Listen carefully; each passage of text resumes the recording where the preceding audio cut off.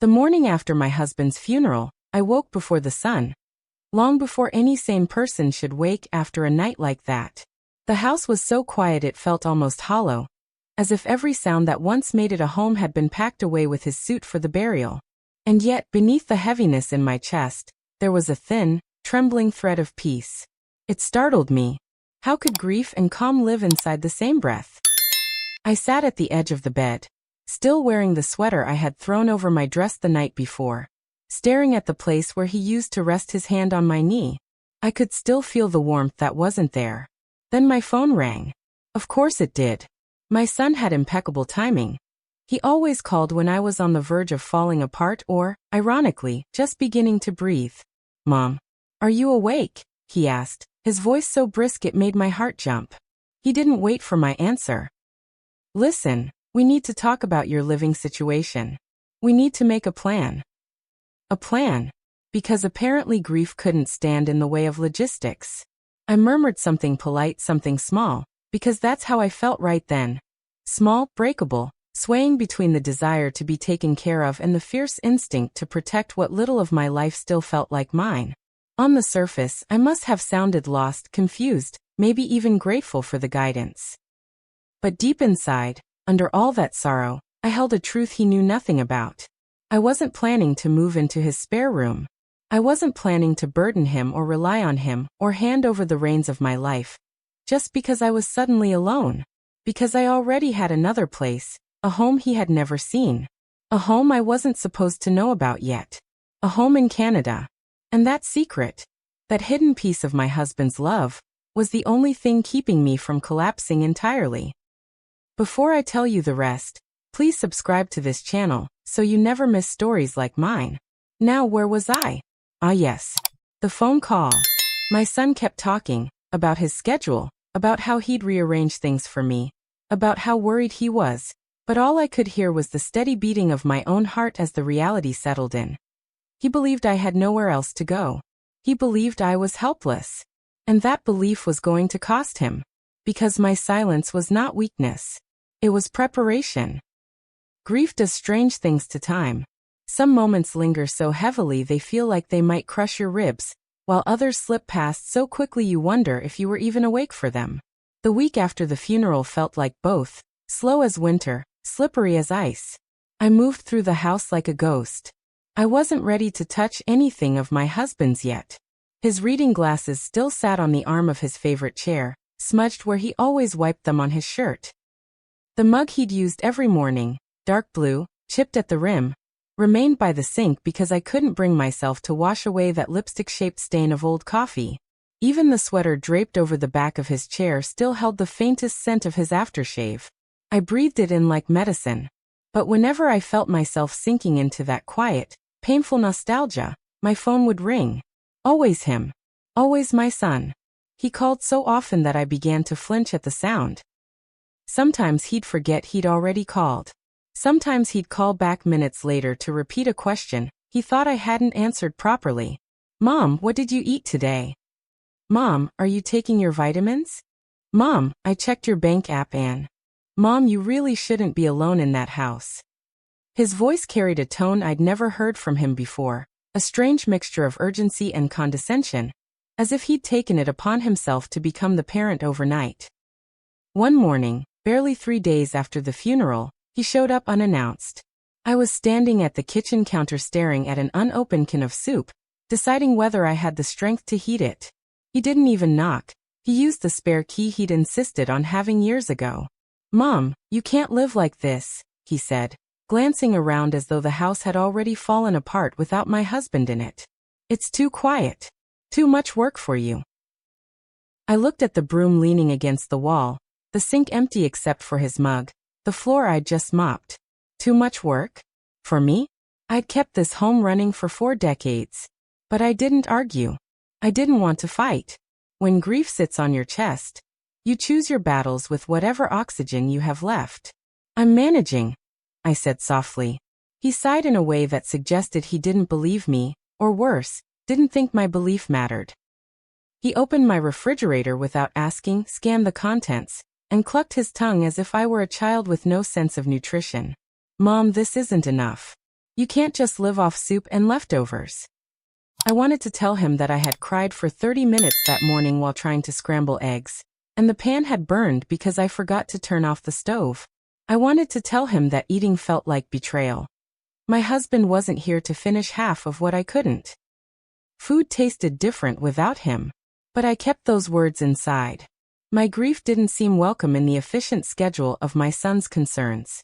He continued poking around, muttering under his breath about my lack of structure and my emotional state, as if these were problems he needed to fix before he could get on with his life. At one point he said, "I've been talking with my wife about setting up the guest room for you. You'll have more support there. Routine. Supervision." Supervision. The word stung. It made me feel small, like a frail bird he was planning to keep in a cage, so he could sleep at night knowing I wouldn't bump into furniture or forget a bill. I didn't say anything. Not because I agreed, but because I didn't trust my voice to stay steady.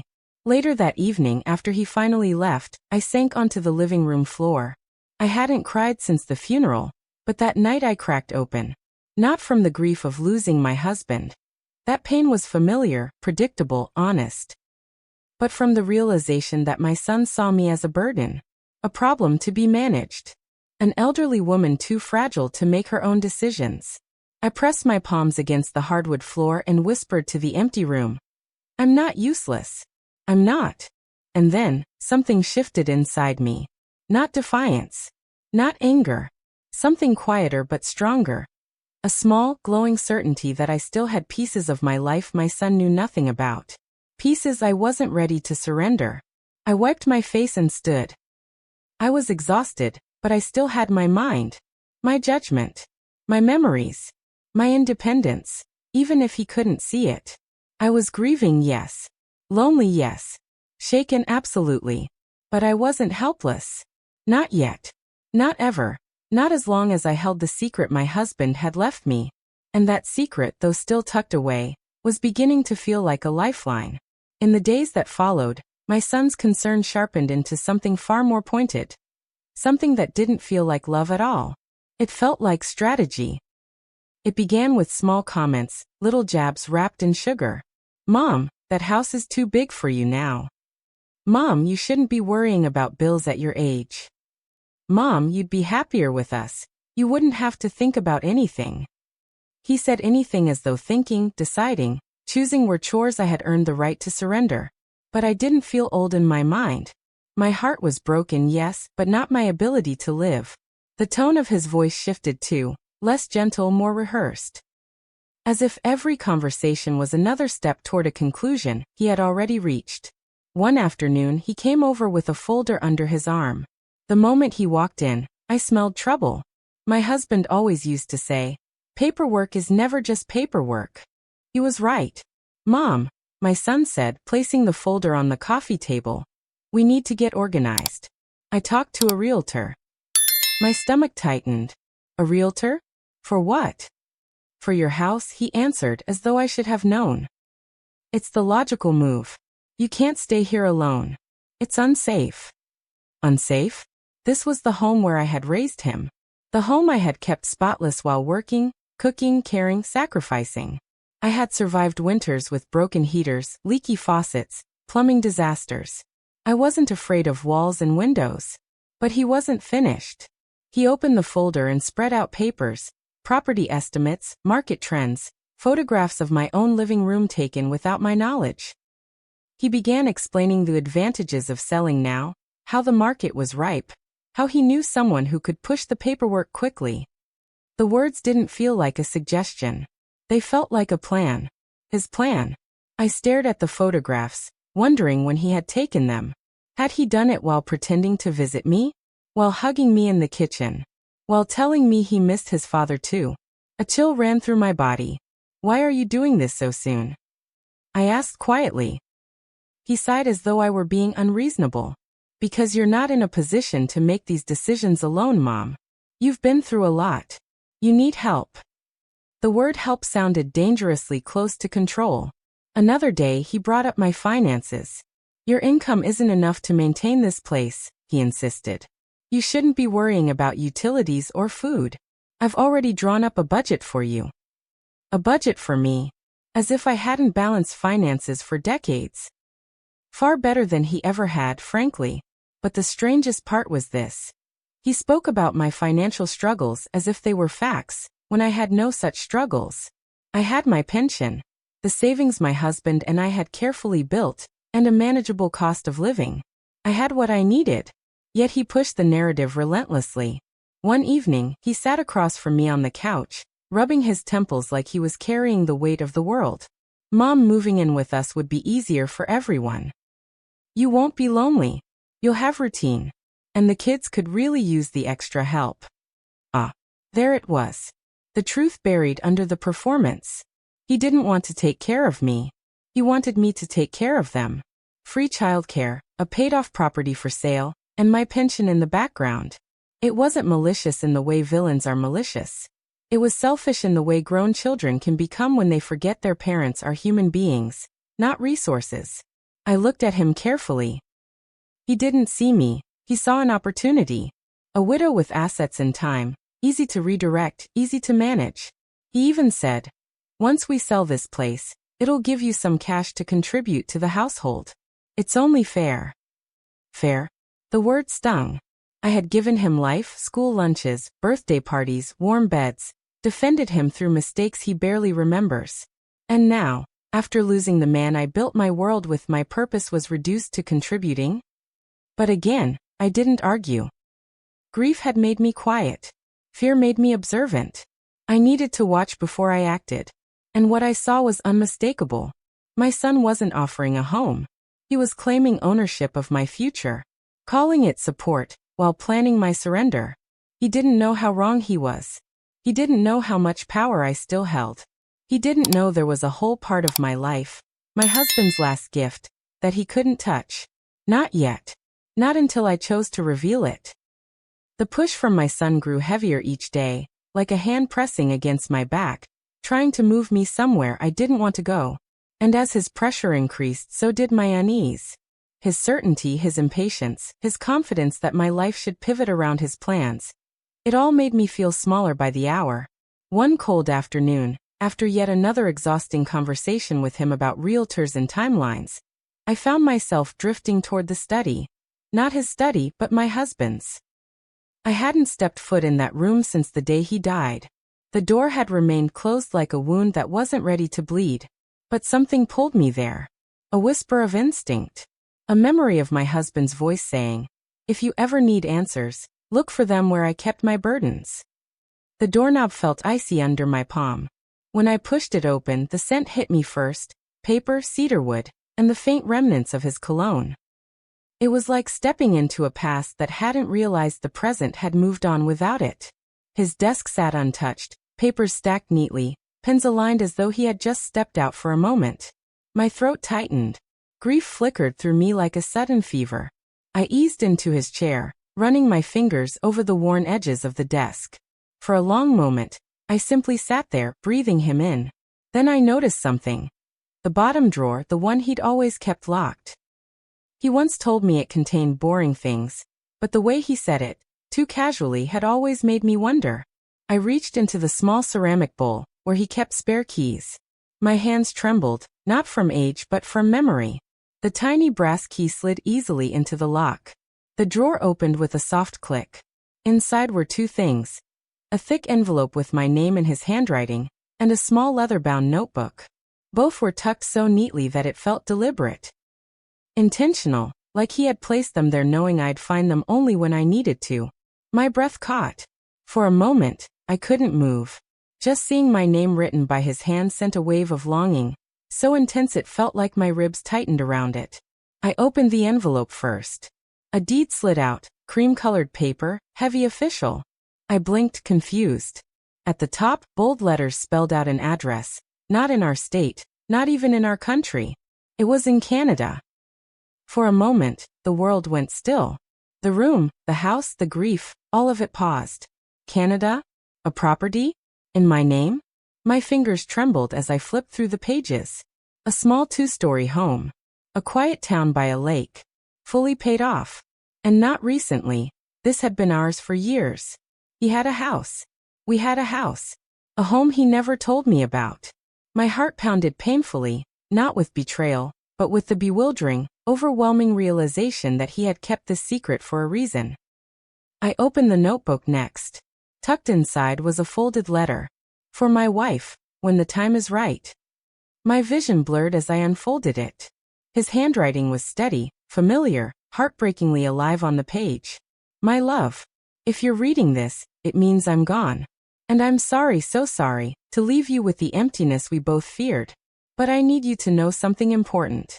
I bought the house in Canada for you. For your peace. For your future. I didn't tell you because I knew you'd insist we didn't need it, or that we should save the money for the children, or that there were more practical things to do. But I wanted you to have a place.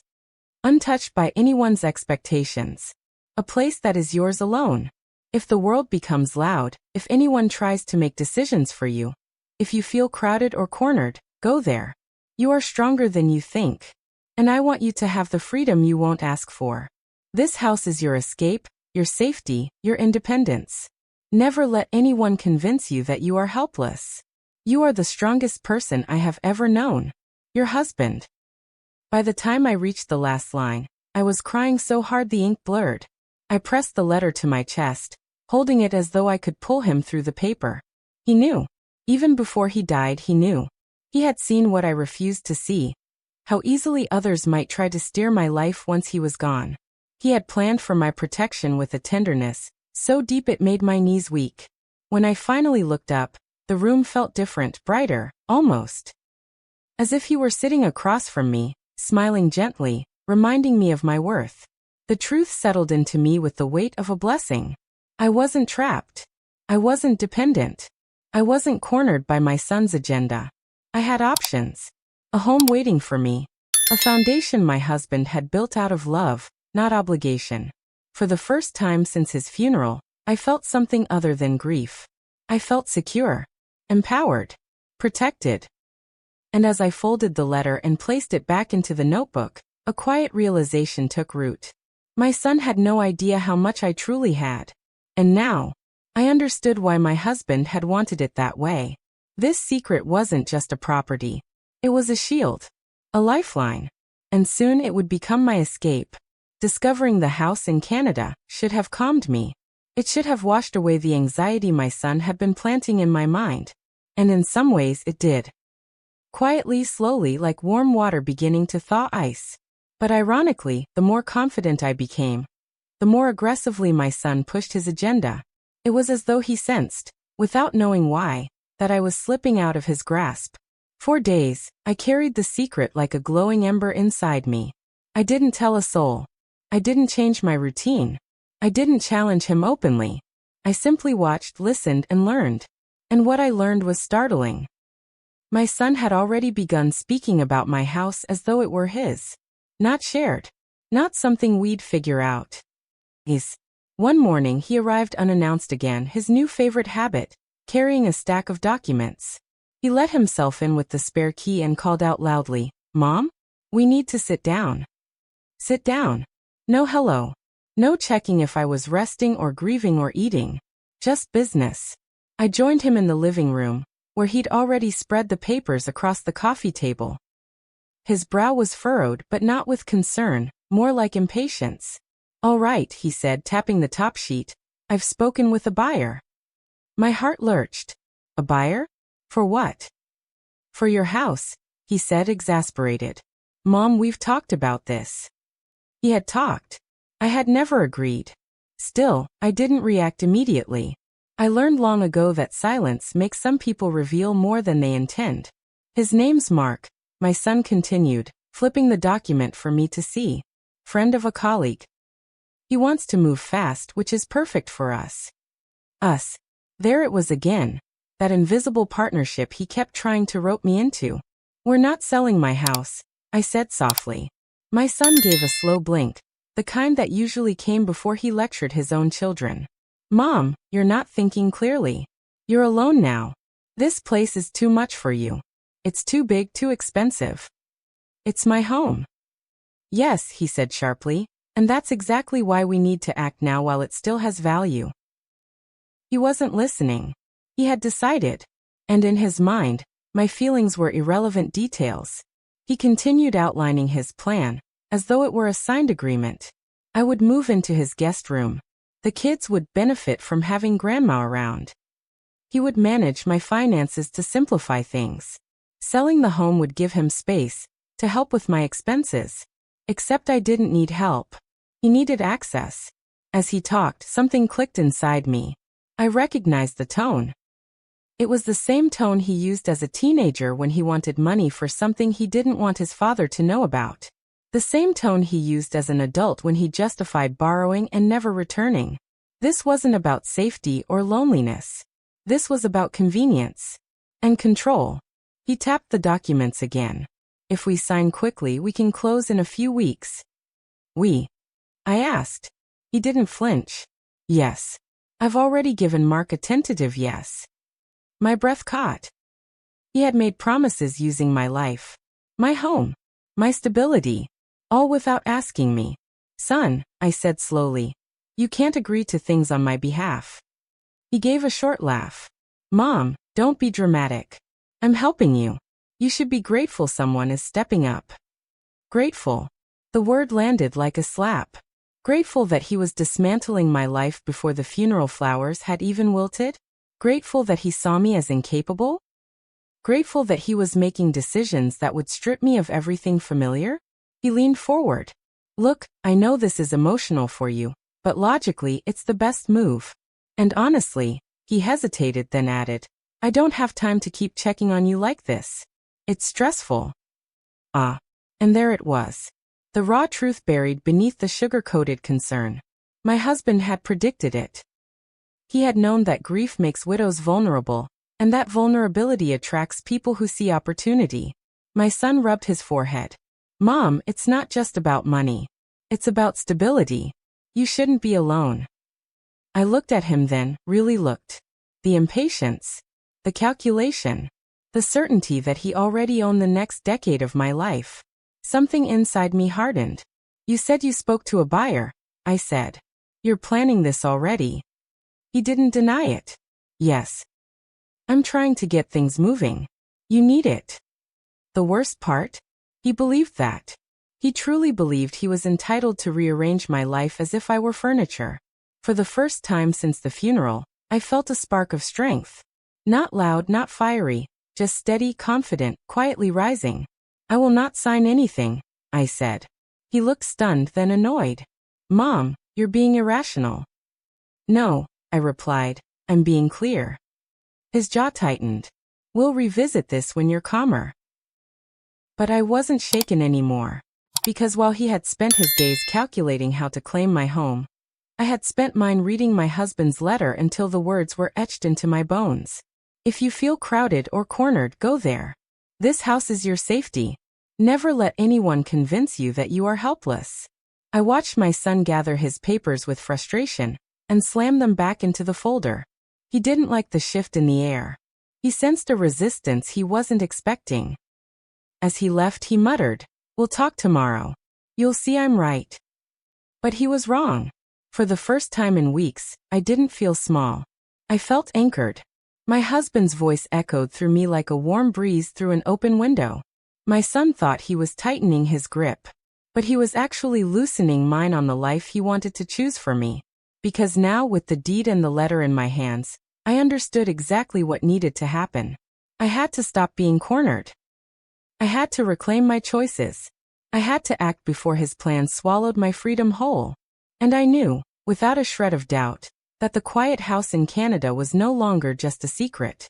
It was my way out. I woke the next morning with a clarity I hadn't felt in months, maybe even years. It wasn't strength exactly, more like a steady hum beneath my ribs. A quiet resolve that wouldn't let me shrink anymore. My husband's letter lay on the nightstand. I had fallen asleep holding it, the edges crinkled where my fingers refused to let go. His words were no longer just comfort. They had become instruction, direction, permission. If my son was planning behind my back, then I needed to move ahead of him. The first step was understanding exactly what I had. So I called the lawyer. Not my son's friend, not the pushy realtor, not anyone who might have loyalties elsewhere. I called the same lawyer my husband had trusted for years. A calm, soft-spoken man named Arthur, who had handled everything from our wills to our small disputes with neighbors over fence lines. "Of course, Mrs." he said gently. "Come by this afternoon. I'll clear my schedule." When I entered his office later that day, he stood from behind his desk, his expression shifting with visible sympathy. "I'm very sorry for your loss." Those words, spoken softly without any agenda, nearly undid me. It had been so long since someone had spoken to me simply as a grieving woman rather than a problem to solve. I handed him the deed, the notebook, and my husband's letter. His eyebrows lifted slightly, not in shock but in recognition. "I wondered when this would come to light," he murmured. "That startled me. You knew." He nodded. "Your husband confided in me years ago. He wanted to ensure everything was airtight. That when the time came, you would have full authority over every asset, disclosed or undisclosed." My breath caught. He planned this far in advance? "Every detail," Arthur said. "He was meticulous because he loved you. And he was concerned." "Concerned about what?" I whispered, though I already knew. "That your son might attempt to take control of your estate or your decisions," he answered gently. "Not out of malice necessarily, but out of a habit of assuming he knows what's best." "Your husband saw it in him long before the illness." For a moment, everything inside me went strangely quiet. My husband had known.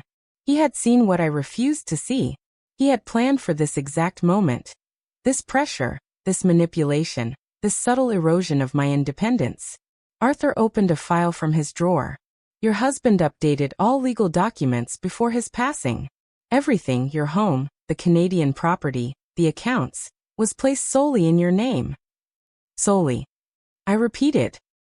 "Yes," he said firmly. "Your children have no legal rights to any of it. They cannot force a sale. They cannot make decisions for you. They cannot sign anything on your behalf, not now, not ever." A warmth spread across my chest, slow and freeing. Not joy, no, that would have felt wrong in the shadow of grief. This was something deeper. Relief. Validation. Safety. "And the Canadian house?" I asked quietly. "It is entirely yours," he confirmed. "Your husband ensured it cannot be contested. It is protected from claims, debts, or interference of any kind." I let out a shaky breath I hadn't realized I'd been holding. All this time, I had been tiptoeing around my son's temper, letting him talk over me, push decisions, treat me like a fragile obligation. When the truth was, I held more autonomy than he could imagine. Arthur regarded me with a kind of gentle firmness. "Mrs. You are not trapped. You have full control of your life and your property. No one can override you unless you give them that power." I nodded slowly. "I won't." He smiled faintly. "Good. Your husband trusted you with that strength." Strength. The word vibrated through me like a bell. For the first time since my husband's death, I felt him. Not in the painful sense of absence, but as a presence guiding me. He had known me better than anyone ever had. He had loved me fiercely enough to prepare for the time when I would have to stand alone. And he made sure I would never be cornered.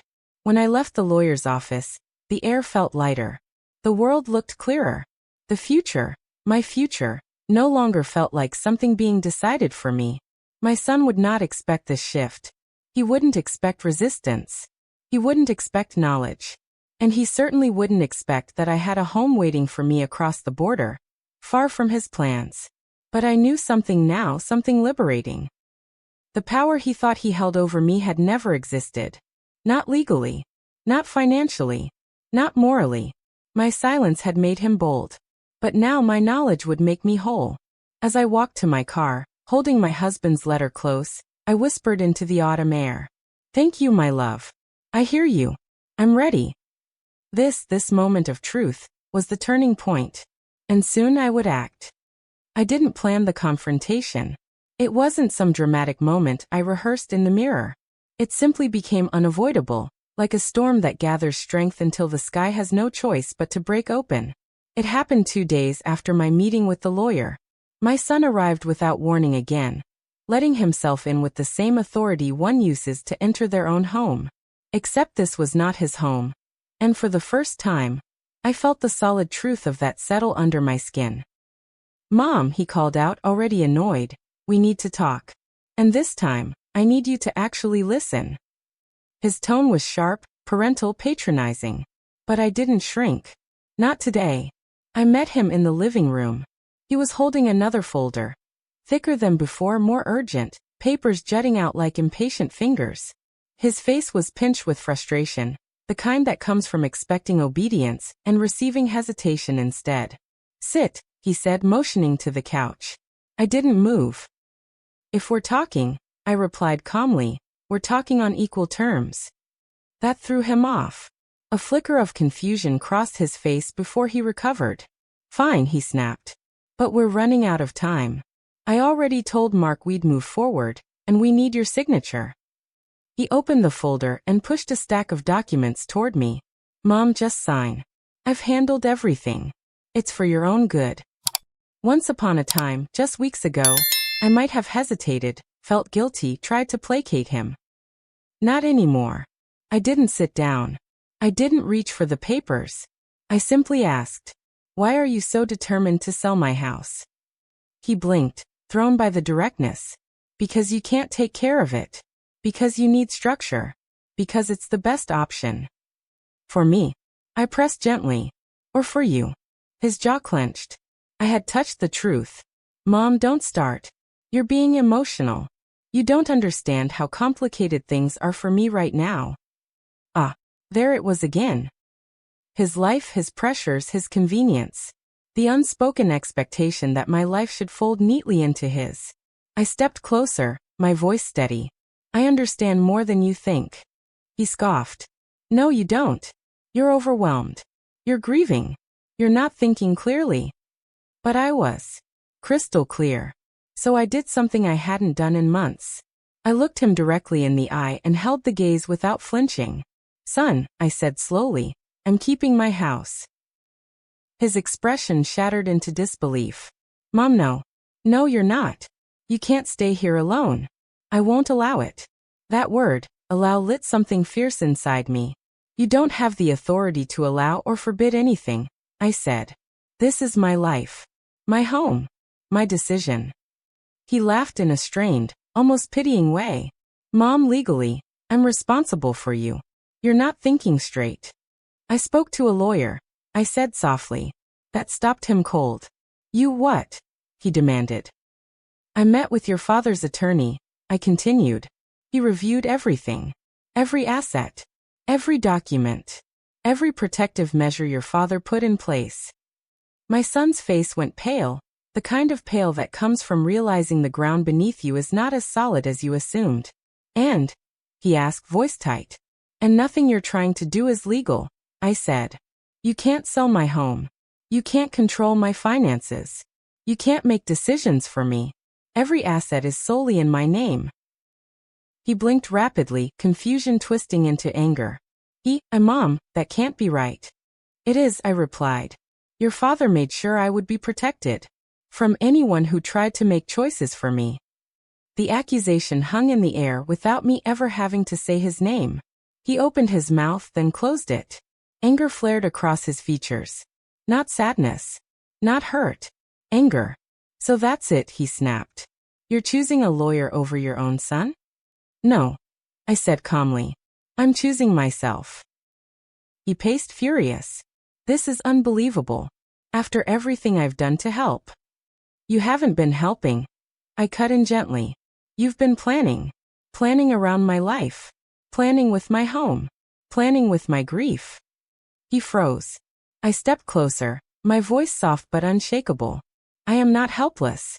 I am not confused. I am not incompetent. And I won't sign anything you put in front of me."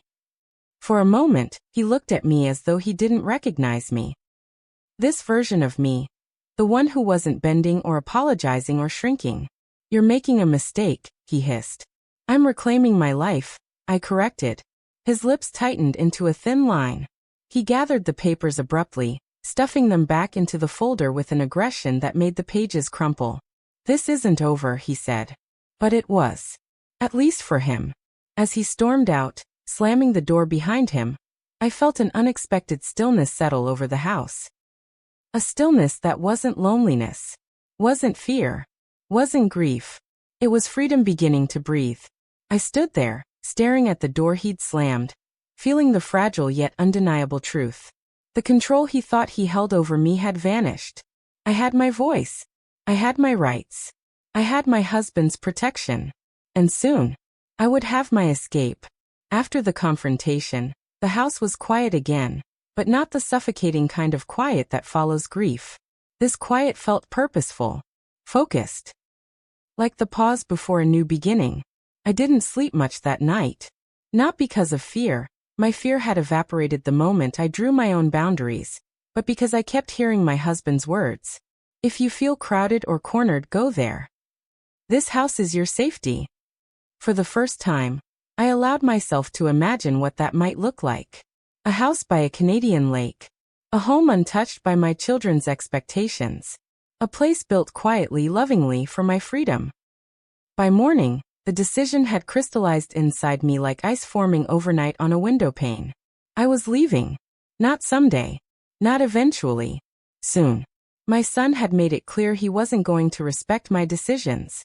The longer I stayed, the more aggressively he would push. I needed to be gone before the next wave of pressure hit.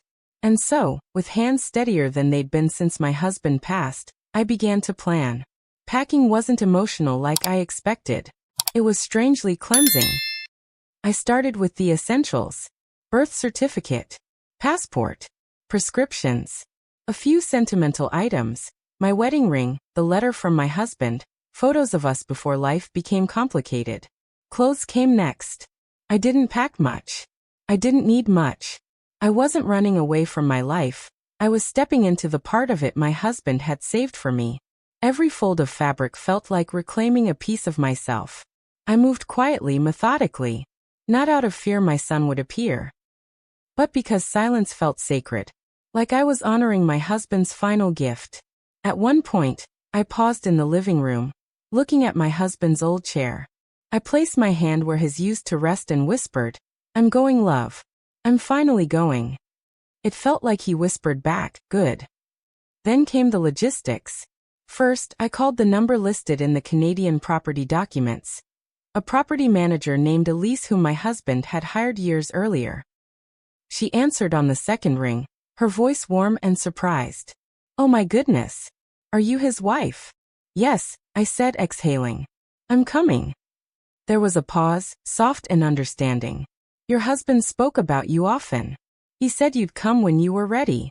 The house is in wonderful condition. Just tell me when to expect you." When I was ready. He'd known. Of course he had. I booked the flight before I could second-guess myself.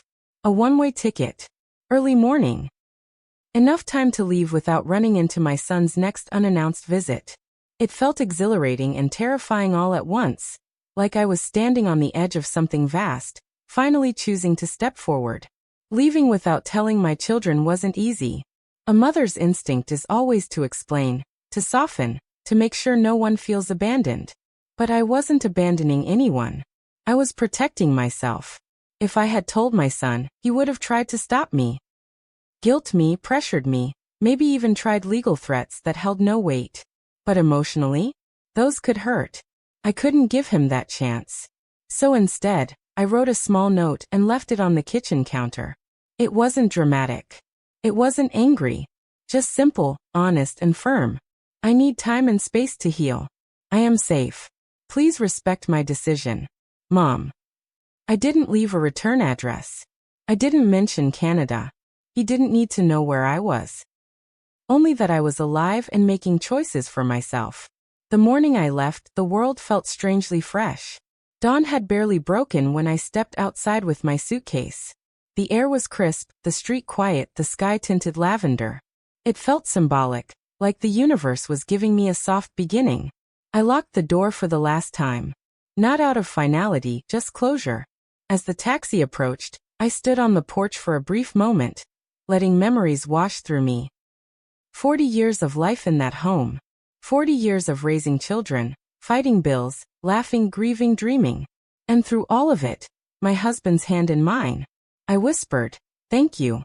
Not to the house, but to the life I had lived here. Then I climbed into the taxi, and as it pulled away, the house grew smaller in the rearview mirror until it disappeared entirely. I didn't cry. I didn't break. Instead, an unexpected lightness filled my chest. A kind of oxygen I hadn't tasted since before my husband got sick. I felt free. Truly free. The flight itself was uneventful, but emotionally, it was everything. I watched clouds drift beneath the plane, imagining the lake near my new home, the quiet streets, the sense of safety waiting for me. My son's voice, once so loud in my mind, began to fade, replaced by my husband's steady reassurance, replaced by my own emerging confidence. For the first time since becoming a widow, I felt possibility. Not just survival, possibility. I wasn't running away from my family. I was running toward myself, toward the life my husband had built for me in secret, toward peace, toward dignity, toward freedom. When the plane touched down in Canada, my heart thumped with quiet excitement. This was it. The next chapter. The one my husband had written the first page of. And now, it was time for me to write the rest. The air in Canada felt different the moment I stepped off the plane. Crisp, clean, almost sweet. It carried none of the heaviness that had clung to me for months. As I rolled my small suitcase through the quiet airport, I felt like a woman walking back into her own life rather than leaving one behind. Elise, the property manager, met me by the exit. She was a tall, calm woman with kind eyes that softened when she saw me. "You made it," she said warmly. "You would be so glad." Those words nearly unraveled me. Not in a painful way, but in a way that reminded me I wasn't alone in this chapter. My husband was gone, yes, but the love he left behind was very much alive, woven into this place I had yet to see. The drive to the house took just under an hour. Forests thick with evergreens lined the road. Lakes shimmered through the trees like hidden mirrors catching the morning sun. When the GPS finally announced the turn, my breath caught. The house appeared at the end of a winding gravel driveway. A modest, two-story home with warm cedar siding, a small porch, and windows that reflected the quiet blue of the lake behind it. It wasn't grand. It wasn't flashy. It was peaceful. It was perfect. I stepped out of the car slowly, afraid that if I moved too fast, the moment might vanish. The breeze off the water carried the scent of pine and something faintly floral, like wildflowers growing along the shoreline. Elise unlocked the door and stepped back to let me enter first. "Take your time," she said softly. When I crossed the threshold, a wave of emotion hit me so hard I had to steady myself against the wall. The interior was warm, wood floors, soft lighting, simple furniture, all chosen with a gentleness that matched my husband's heart. There were small touches everywhere that felt like him. A ceramic bowl for keys on the entry table, a wool blanket folded neatly over the couch, a shelf lined with books he once mentioned wanting to read someday. And then on the dining table, I saw it. A framed photo of us from years ago, one I had never seen before. He must have tucked it here long before his health declined, saving it for this moment. My fingers trembled as I picked it up.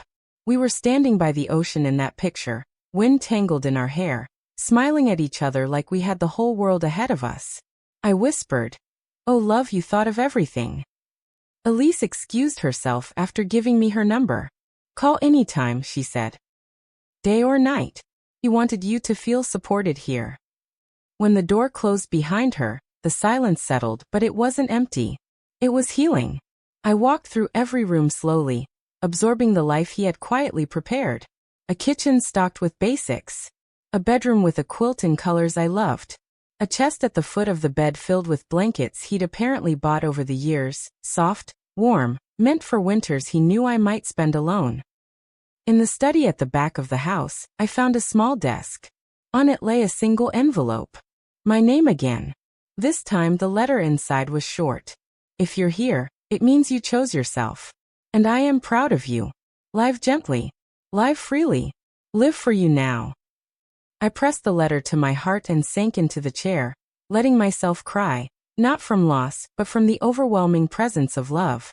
This wasn't a house. This was a sanctuary built brick by brick from his devotion. The afternoon light slowly drifted across the floor as I sat there, breathing more easily than I had in months. When the sun began to dip behind the trees, casting golden light over the lake, I stepped outside onto the porch. The water was so still it looked like a sheet of glass. The sky reflected on its surface, peach, lavender, soft blue. A loon called in the distance, the sound low and haunting, but beautiful. And in that moment, standing alone yet deeply connected to the man who had loved me enough to plan all this, I felt something I never thought I'd feel again. Peace. Real bone-deep peace. Not because I had escaped my son. Not because I was far away from responsibility. But because I had reclaimed my life at a time when the world told me it should be ending. I whispered into the evening air, "Thank you. I'm okay now." And I meant it. Sometimes, silence really is the only protection a mother has. And sometimes silence is the only path to freedom. If you found comfort or meaning in this story, please subscribe to the channel. It helps more people find these powerful emotional journeys. Thank you for listening.